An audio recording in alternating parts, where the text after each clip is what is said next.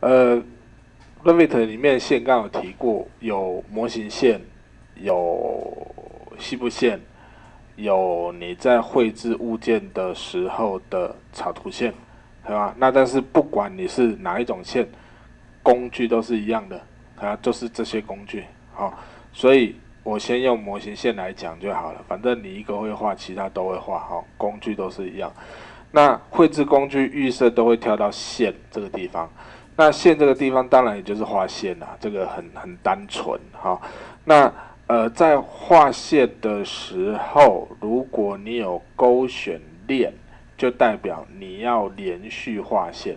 如果你没有勾选链，画一段就结束了，另外一段是还在画，它才就结束，对吧？好，所以如果有勾链，你就可以连续的画下去，对吧？好，那再来就是当我在画线的时候，这个基本上都跟 CAD 是很像的哈。我到这个地方，滑鼠拉方向，键盘给距离，就跟我们在 CAD 用极坐标画图是一样。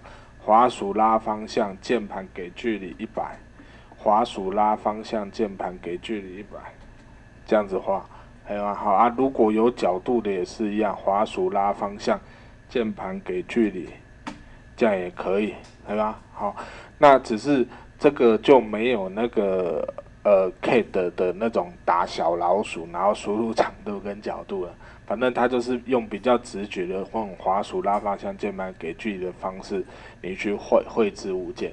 那要结束都是按离开离开，连续按2个离开，它才会结束。好，在 Revit 的全部都是这样。那再来只有一件事情稍微比较特别一点点，好，2个东西，一个叫半径，一个叫偏移。偏移是指什么意思哦？预设如果我点在这里，就是画在这里，这是很单纯的。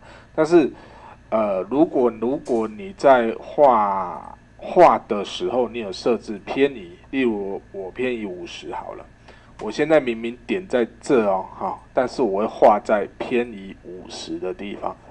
对啊，所以你看一下，我再一次，偏移50线，然后链有勾，我现在是不是一直画在外面，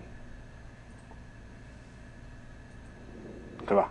好，就有点那个画 offset 的线是感觉是这样，但它是用偏移来做的。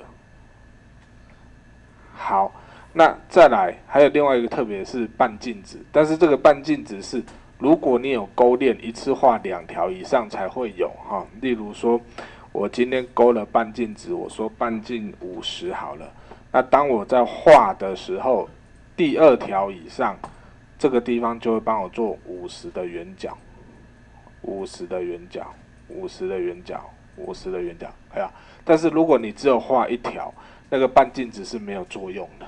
好，那半径跟偏移这2个只能选一个，你只能偏移或半径。好啊，你不能2个同时都有。好，那放置的楼层这就不用提了啦。那基本上我们在什么楼层画图，就是应该希望画在那个楼层上。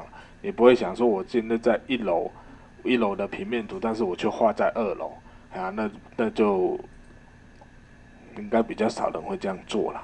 好，那所以来等一下，你们先试一下这个基本的操作哈，然后试试看有没有办法把下面这些图画出来，好不好？好，来试一下。